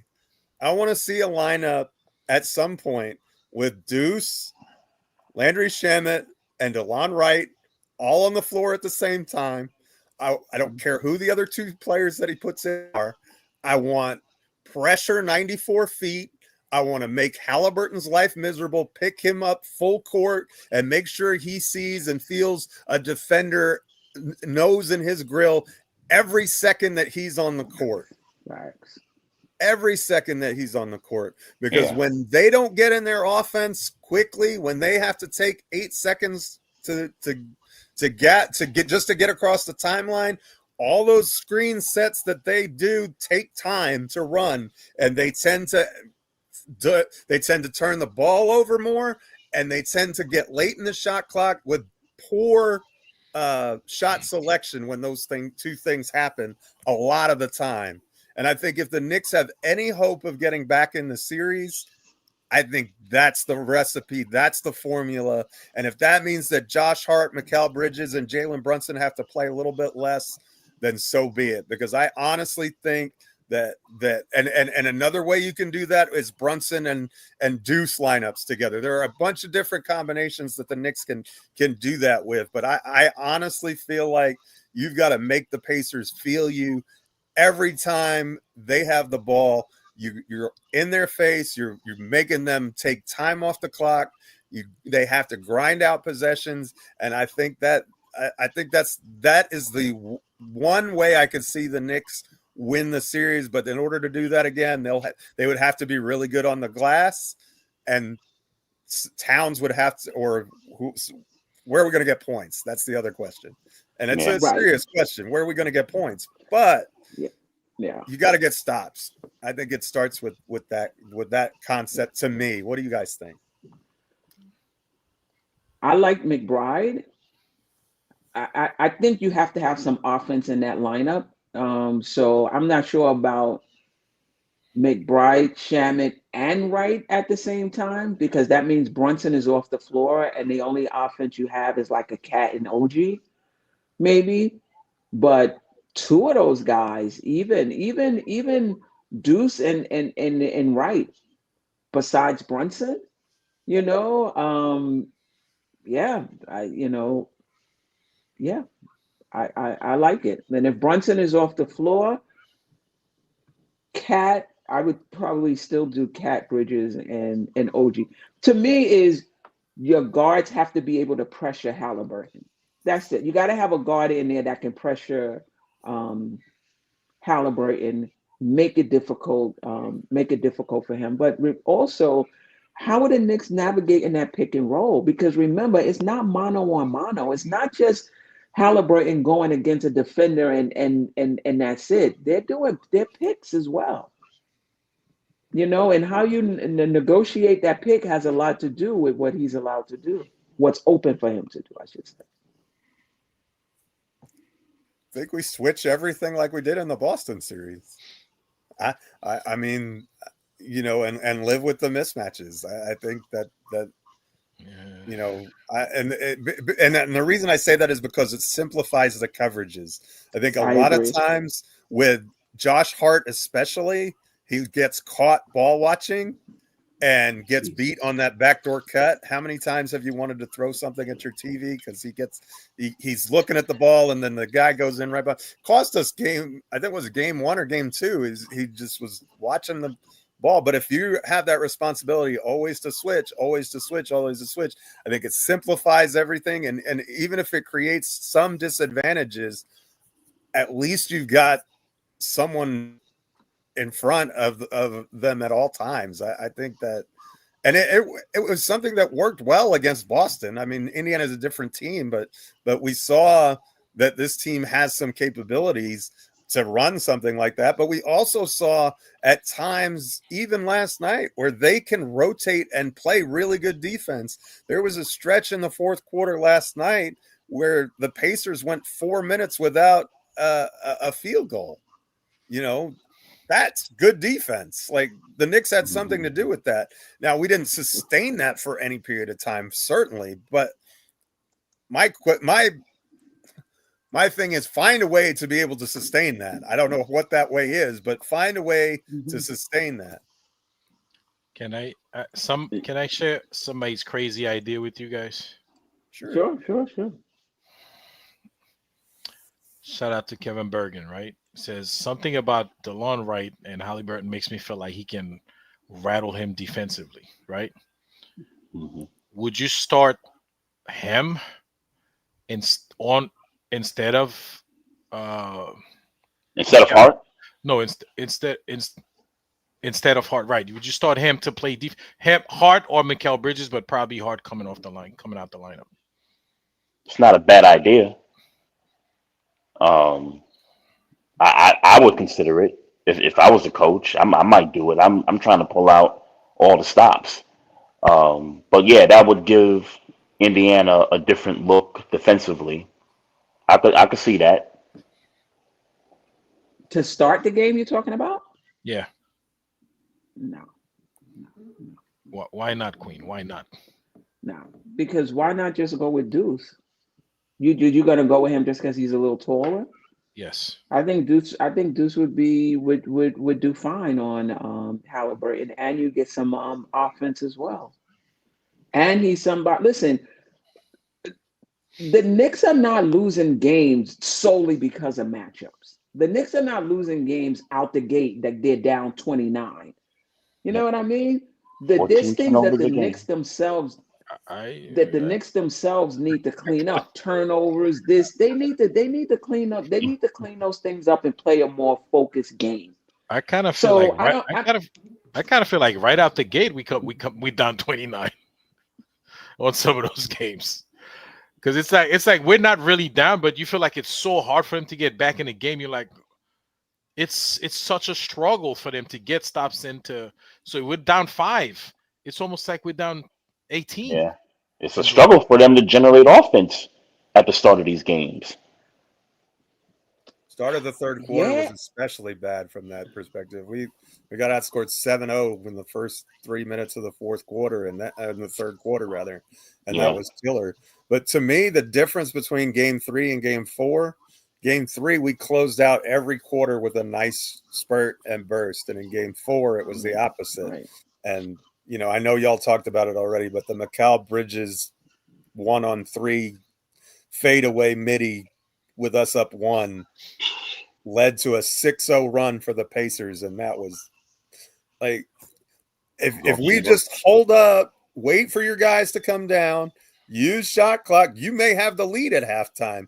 And I think if you're up 3, or even if it's tied at halftime, you're a lot better than down 5 or 6. I mean, I just thought that was really deflating to the Knicks, especially when we shot the ball so well in the first half. Yeah, but that's part of the low IQ basketball, like not understanding the moment. Let's get a good shot here, and let me make sure my players, the rest of the team, is down here. So if I miss, we have a chance at an offensive rebound. Yeah. Yeah. Anyway, let me get to the chat. The chat has a few things for us. Still Nick fans, what's good, Nick family? Salute to the chat. Salute to the panel. How did we get here? That's another show. Queen, shout out to Ron Walking and Talking. If you haven't checked him out, he does these shorts every day where he's going, count his steps in, and then talking about the Knicks while he's doing it. So on Still Knicks fan. Shout out to Ron. I think I may have seen one of those. All right. Somebody had a question for us. Greg, I don't know who's removing your post. Is it? I don't. Not me. I don't even know how to do that. I could do that, Queen. I got the power. Same place you started. Yeah, Jay, you can. Oh, okay, yeah. Yeah, but Ron, I think we got here because the Pacers are better than anybody expected they were. Yeah. Well, I believe that's happened already. If we don't win game 1 at home, we are not who I thought we were. I said that. Well, we did win game 3 because I was like, "Come on now." Yeah. But yeah. If you look at it from the Pacers' perspective, every series up to this point, they've lost game 3. If you notice a pattern, because they lost to Milwaukee in game 3, they lost to the Cavs in game 3, and they lost to the Knicks in game 3. Let's just hope the nearly identical game 4 performance where they shot the cover off the ball in each one of those game 4s. By the way. Yeah. Although I think we gave them a little more resistance in our game 4 versus them. Yeah, the Cavs got whacked in their game. Oh yeah, they got smacked. Blowout. Yeah. But I think we can change that narrative tomorrow night. I think the Knicks are going to have some pride, and I think they're going to play hard. I think Tibbs is going to, this might not be popular, but I think he's going to find a way to coach his butt off, and I think they hold serve, and we'll just have to see what happens in the game 6 situation. Put the pressure back on Indy. See, I don't think the Pacers are feeling any pressure at all in this series. I think that they feel like they're the better team. They feel like the Knicks can't compete with them, especially when they gave the game away that we won, ignoring the fact that we gave away game 1. But their confidence is through the roof. Halliburton feels like he owns Brunson. Siakam, is feeling really comfortable in his matchup against Towns or OG Anunoby. They feel like they have all the tools to beat us. They have done it before. They have the experience, and it's the Knicks who have to prove it. You're in a prove it moment. You know, Yeah. to the Pacers, we've already done it to you once, and now we're up 3-1, and you know we're pretty much dictating terms nearly every game. I mean, they shot 50% from the field, 40% from three, and 3 out of 4 games. The only game they didn't, they lost. Yeah. Yeah, for sure. A-Train has a good question. When Cat came here, the idea was a 1-2 punch with Brunson. We're in the playoffs and now have to stagger them. Shaking my head, is that Tibbs or no? That's a good question. What do you guys think? It's a good question. That's the I'll middle say ground. this and then I'm sorry. I'll say this and then I gotta run. Mhm. I think both of those guys together, both offensively, are two of the best in the game. I don't know that any scheme is going to be able to help hide one or the other defensively. I think you just got to live with the fact that they're terrible defenders and just live with the fact that they can, put up offense for you. I don't know that there's a scheme out there that can, consistently hide one or two of those guys. And I'll just leave it at that. Queen, as always, appreciate you, for, Appreciate you. allowing me to hop on. Ajay, good stuff, man. It's Jeff, good to have you here. keep the negativity, reverse psychology going.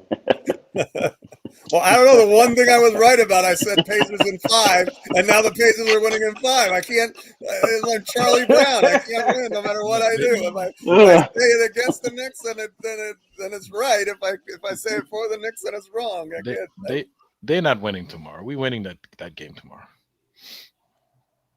I don't know. That's Ajay's what I usually like got to his hear. pulse on the finger on the pulse of that stuff. That's what I like to weird. hear. He never says the Knicks. That's the first time I think I've ever heard you say the Knicks aren't winning a game prior to. Oh. I said the Pacers are not gonna. They're not gonna win in 5. That means we're winning tomorrow. Okay, I misheard. Aren't gonna win. No, I said they're not gonna win in 5. Okay. So we're winning tomorrow. All right, family. All right. Y'all Appreciate have a good night. Have a Peace good out. night, bro. Yeah. But You too. Queen, hear me out though. So Sure. okay, Cat and Brunson are terrible defenders, right? But they still give a little bit of defense, a little bit, right? They're terrible at it, but if we exploit them offensively better, I think we could still be successful if we devise better offensive plays for them, so they could score, so they could be more efficient. With the little bit of defense they play, it can work. Okay, it can't be. Again, some of the things they could be more successful at, we don't do. Pick and roll, the pick and pop, or Cat scores 1 or 2. He's not using all his offensive skills the right way. I don't know what's going on with him. It's annoying because certain things he could do, he just doesn't do them. But is that part of the low IQ and including the coaching as well? Maximizing Cat. This is a series now. But see, I think this is a series before they switched to the double big lineup, where Cat had a center on him, and that was Miles Turner, right? And Cat, he can't guard Cat, period. So I don't think we went to that enough. Now we're in a double big lineup, if I'm not mistaken. Now Turner is guarding Mitchell Robinson, if I'm not mistaken. So that's another downside to me of the double big lineup. But to your point, 2 things. We haven't figured out on the offensive end how to maximize Brunson and Cat together. I get it on the defensive end. We're staggering minutes now because defensively they're attacking both of them, but we can't even counteract that by what we're doing with them on the offensive end. We can't offset that, I should say, by what we're doing on the offensive end with those guys. We not. there's no synergy between Brunson and Cat. Even the pick and rolls that we're trying to run, it's hard to get anything off of it because Cat screens don't make any contact or don't make much contact. How much of it is Brunson not passing him the Yeah. ball? That's a serious that question. again? He has 1 assist to Towns in the entire series. That's insane. That's That is crazy. insane. Like, why There's aren't you no passing synergy the guy there the at ball? all. How can we win? We can't win that way. That stunned me when I saw it. But that's why we're losing, because you don't have. And actually, I noticed it because you said correctly. Cat's not good at being physical on the screen, but then even if he does get a good screen, Brunson's using it to go to the basket. He's never passing it. Even if he gets in trouble, he finds McCall or Hart as his bailout option. He very rarely passes it to Cat, and I'm not sure what that's about. Yeah, I'll have to watch that more, more closely to see it. But I will agree. There's not a lot of synergy, like 2-man sets with the other 3 spacing around them. That you just no synergy with those 2, and it's been like that. It's been like that all season. So yeah. Now, as I say, The all other thing season we still haven't figured it out. we still haven't all figured out how season. those 2 play best together. You're right. The other thing I'll say is, bringing Cat here as a 1-2 punch, you never know how things are going to work out when you bring a guy in. Like, you have ideas of how it may work. You never know. Think about when Kyrie went to Boston. It didn't work out. We could probably point to other trades as well. So you have an idea that, I think this will be a good 1-2 punch with Brunson. And then the guy gets here and you see it for a year and you're like, maybe Every not. James Harden trade ever made. Right, right. Or it can work, but we need to do something different. And that could be changing the coach. That could be the coach changing schemes. That could be who you put around those guys. But I think both offensively and defensively is not working. Both. I think there are times you can run the offense through Cat and Brunson can play off of Cat.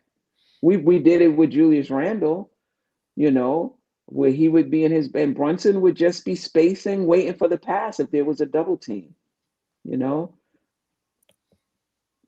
So again, I'm not a expert on offense and defensive schemes in the NBA, but the Knicks should be able to figure out how those guys can have a bit more synergy on the offensive end, at least when they're in the game.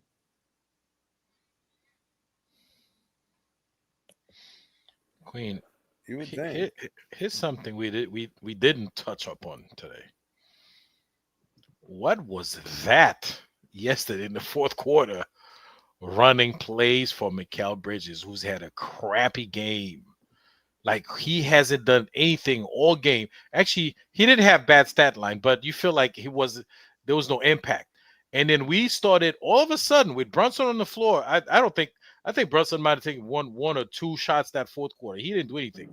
And they all of a sudden they decided to run plays for Mikal Bridges. What was that? Yeah, that's what I mean. Yeah, I don't get it. To me, the fourth quarter belongs to Brunson. So, make or miss, obviously, right? if he's getting a 3, yeah, I mean that's make or miss, man. You got to go down with Brunson, man. That's Mr. Clutch. Instead, they deferred to Mikal Bridges, man, in the fourth quarter.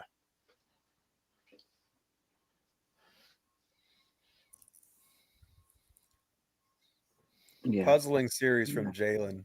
Probably his worst as a playoff performer as a Knick, I would say. Wouldn't you? Yeah. We talked about it. He had 31 points, but the timely shot making just wasn't there when we needed it. Yeah. Anyway, we don't need, if we don't have much to talk about, we don't need to stretch it out. You know, Listen, man, don't need to stretch it out. Let's just talk about what you want to see. You know, how confident are you that the Knicks will win the game tomorrow? I'm feeling. I think they're gonna win that game tomorrow. This thing's not. It's not. They're not gonna come beat us on in over here at Madison Square Garden. Like we waited 25 years to make it to the conference final, and we come in, we don't win one game at home. Very Knicksy, if you think about it. Ain't happening. Not happening. Have you not been paying attention to this team since 1984? Not happening. We win. Pacers win tomorrow. Yeah. Really? Straight up. They close us out. No. If they come out like gangbusters the way OKC came out tonight, man, we're in trouble. OKC's killing. You'll be able to tell at the end of the first quarter what kind of night it's going to be.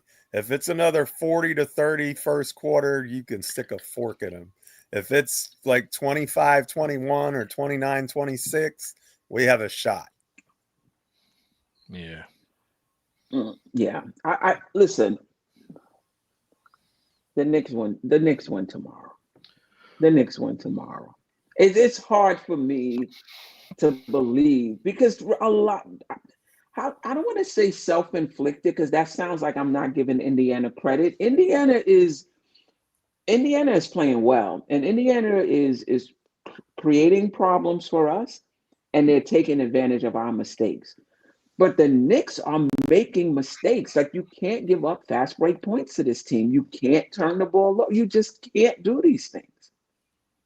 And the reason that you're saying that, and you have to qualify that, is because it's unforced errors. There's a difference when it's one thing when it's active hands and this and that, and that when the defense is forcing the action and that's causing the turnovers. It's something entirely different when Josh Hart has the ball at the top of the key and tries to rocket a pass in between a double team to Karl Anthony Towns. Like, that's a good play. So, or Jalen Brunson dribbles the ball off his foot, or, here you go. I mean, just low IQ plays. We don't need to rehash them, but I think that's the thing. It's and to the Pacers' credit, when we give them the opportunities, they take full advantage. But we've seen the Knicks be able to play low turnover quarters against this team, so it's just a matter of staying focused and taking care of the ball.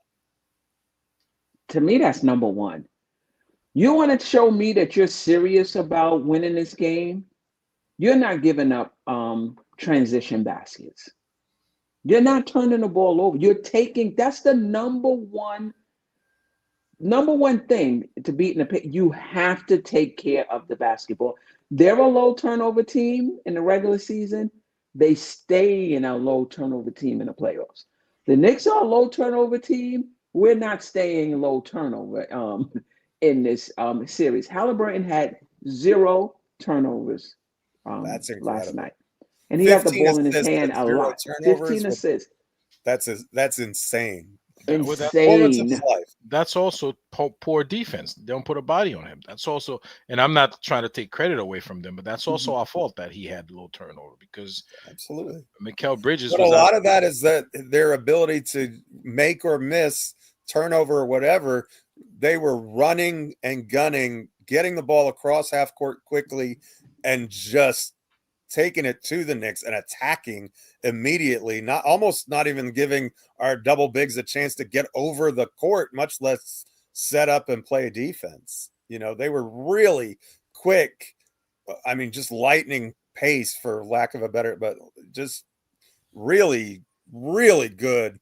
Like, as soon as that ball went through the net, ball was at half court. And if they got a rebound, same thing. They'd find the outlet and go. Yeah. East Blues Jew, we were up first game. I don't know what happened to that fire, but they lost it. They just look like a different team energetically. Yeah. Yeah. So I mean, and I think that's something, we talked about, why are we where we are. We talked about Thibodeau and the lineups, and we talked about poor player performance and execution. But you have to wonder if just some of the mistakes, like some of this is just not Nick-like. I understand we've been inconsistent throughout the season. We have been inconsistent. But is this the team? Do you recognize this team? No. We've been inconsistent, but this looks a little different. Yeah. And really what I want to see, this is my thing. If we go out and we give a great effort and we play our butts off and the Pacers just play better, I can live with that, right? You tip your cap, you move on, they're the better team, whatever. But if we have another one of these performances where we turn the ball over 17 times and we're getting beat on backdoor cuts and we're lackadaisical, I want to see us play with a sense of urgency of a team that season is about to end. I want to see us with that desperation that teams facing closeout games normally have. I want to see that from the Knicks. And if I see that from the Knicks, even if they come up short, I can live with it. But if they have another performance like Game 4, where I feel like they just gave the game away, it's going to be, well, just added disappointment. Let's just put it that way, because I'm already disappointed. If we come out tomorrow, Geoff. So if we come out tomorrow like we played yesterday, right? Or if tomorrow's game is like a repeat of Game 1, where we like cruising and then boom, all of a sudden we lose it. Do you escort Thibs out and say, you know what, we'll send you your stuff? At the final buzzer, you escort him out, say, we'll send you your stuff. Don't worry about it. Here's my take on that, and the fans aren't going to want to hear it. I know the thunder is loud for his removal. Unless James Dolan makes that decision, my opinion is that Tom Thibodeau is going to be back next season. I think that Leon Rose loves him. I think that Jalen Brunson loves him, and I think that's all you need. Like I don't know what else is. If Leon Rose is truly the decision maker, be prepared that Thibodeau is going to be back. I would be stunned if the Knicks fired him, even with this terrific playoff performance. I would be stunned. Now, I'm wrong all the time. This wouldn't be the last time, but either. But I would be. I just don't think that's how Leon Rose operates. He's built his whole foundation on loyalty and family, and that just, I don't know, that doesn't strike me as a Leon Rose thing to do, unless and I'm not advocating for Dolan to get involved, but I just, unless there's pressure from the owner to get rid of him, I think he's here again next year. I think multiple conversations have to be had in the off season.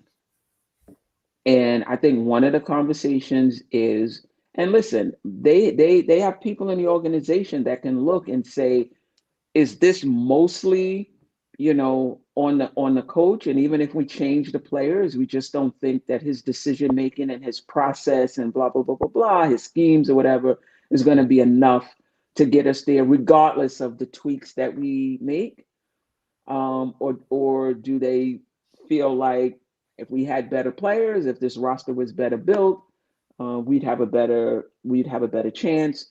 Do they say this is just our first time and see that the players seem to be a little rattled, is a very strong word, but not playing at least with the same, energy that they played with in Game 1? And that could just be that there's less energy to be had in game 5. But I think it's a conversation to be had. I think it's a fair conversation to be had in the off season. The Jalen Brunson cat pairing is another conversation to be had as well. Do you want to sign Bridges? You gave up 5 picks for him. Do you want to cut your losses, or do you want to double down? So there's multiple conversations to be had in the off season, and I think it's fair. I think it's fair to have that conversation about Absolutely. Thibodeau. I don't think, to your point, I do think it would have to be Dolan that fires him, but I still think it's a conversation that should be had and will be had. Shout out these Blue Jews. Said Tibbs going to need security tomorrow.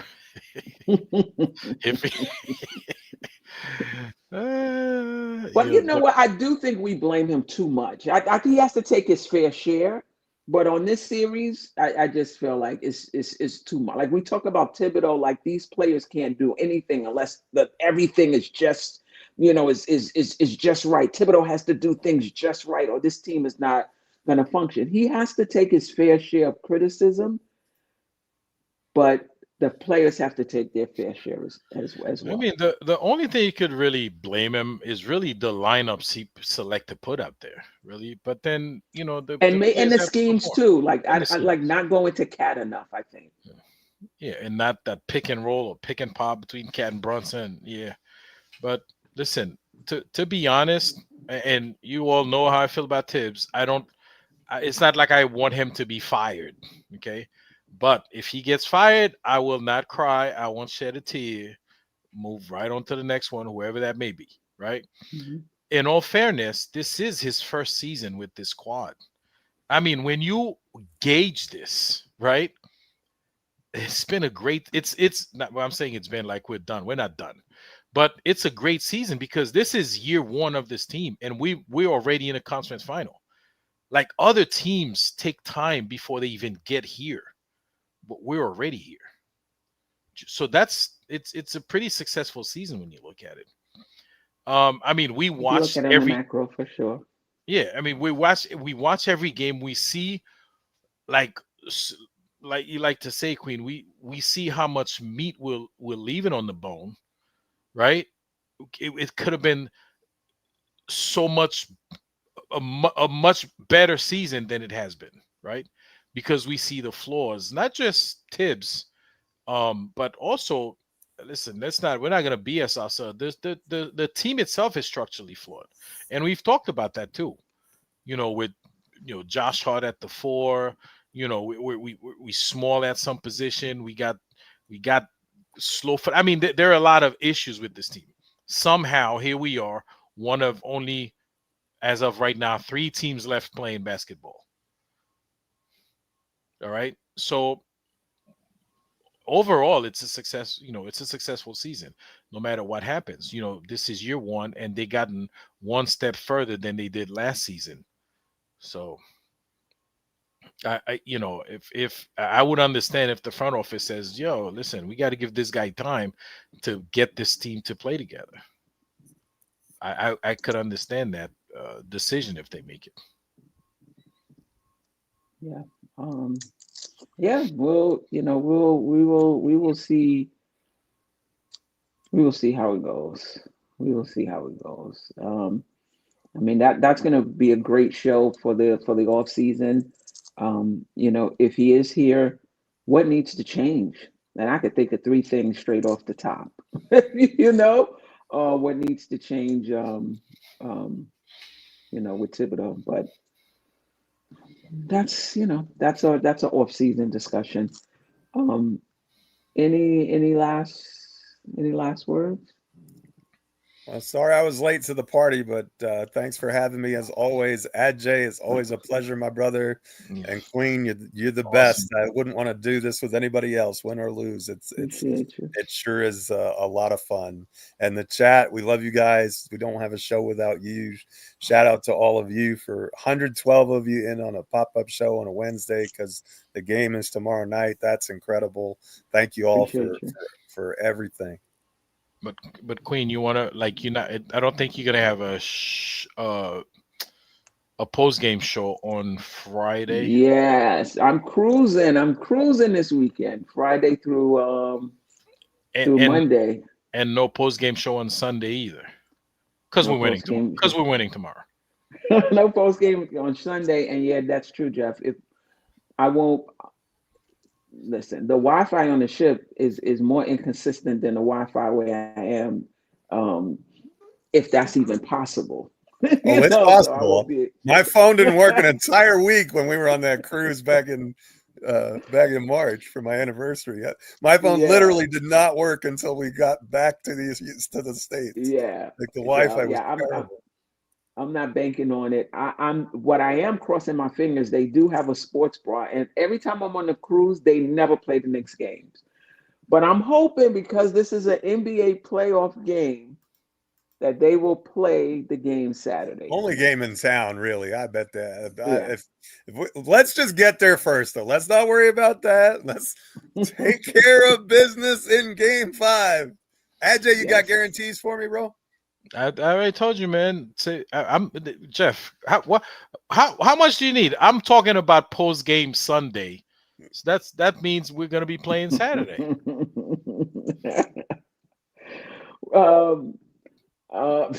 A-Train said the Knicks may be on that cruise with you. Chat line of the night right there, A-Train. Yo, A-Train be looking, dropping these bars, man. I know, all season. Appreciate you, sis. Appreciate you. Yeah, I mean, listen, let's go Knicks. Ajay, you already know what it is. Jeff, I appreciate both of you holding me down. Like this channel doesn't even get off the ground without you guys. So I definitely appreciate that. And I got something for you. So, hopefully we'll get an opportunity to meet. I was hoping the Knicks would make it to the finals, and then we would go to Legends for a watch party and have a good time. I mean, it's still on the table, but it's still on the table, man. Yeoman's Thunder work. are scary, man. Did you see the way they eviscerated Minnesota and gentleman's sweep? They were blowing them off the court. And listen, it wasn't even this close. Like they were down by 40 something, man. It was. But they do that like on the regular. That's like crazy, Jeff. It seems effortless. Like it seems like they're moving so slow. Shea Gilgeous, like they're moving so. It's like they're playing around with these guys. Yeah. And you look at the scores like, oh shit, they're done by 38. What the hell's going on here? Like that's a regular thing that happens in the NBA, right? In the playoffs, like in the regular season, you'll see it. If you're playing the Wizards, you might see a 40-point blowout. But in the Western Conference Finals, like multiple times. Yeah, and they do the conference the that's why we can't allow the Pacers to come celebrate on our court, man. Yeah, I don't want that. Like at least get Game 5. Listen, man, I'm fighting. I'm throwing punches. I'm doing all kind of stuff, man. I'm kicking somebody where it hurts. I don't know, man. I'm not letting that happen. Man, you need Ajay to be locked in his basement. It sounds like he's gonna get himself arrested.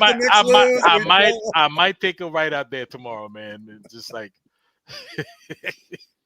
Yeah, one of the things we didn't announce on this channel. I mean, everybody knows it by now that Brunson was second team All NBA and Cat was third team All NBA. Congrats to them. It feels like we congratulating them, and we down 3-1 in the series.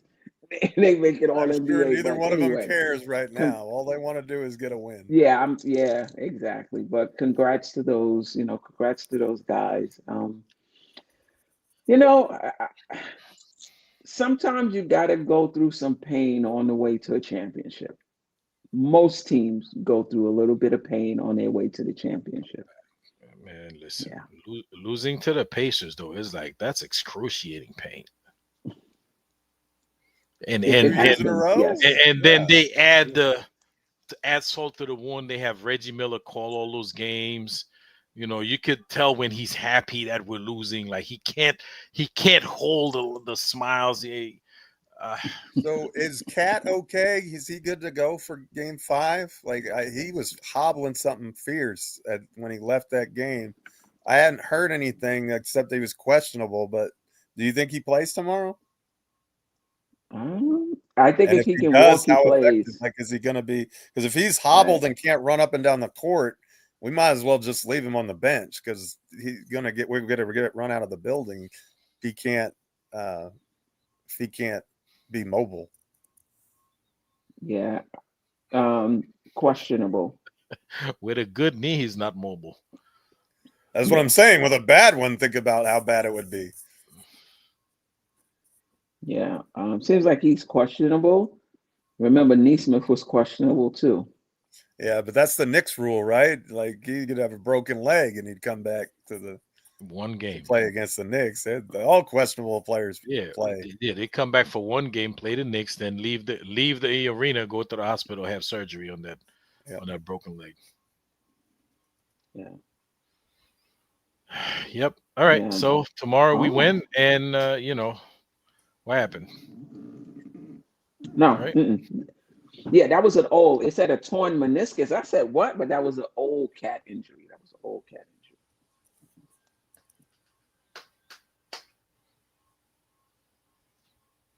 Yeah. Anyway, until next time. Until next time, family. Can somebody close? I don't even see the button. Can somebody close? I can end the screen. Hey. Sister, you one of a kind. Yes. Sister, it's time you That's her. shine. Dope Soul. Where you at? Where you at? Dope Soul.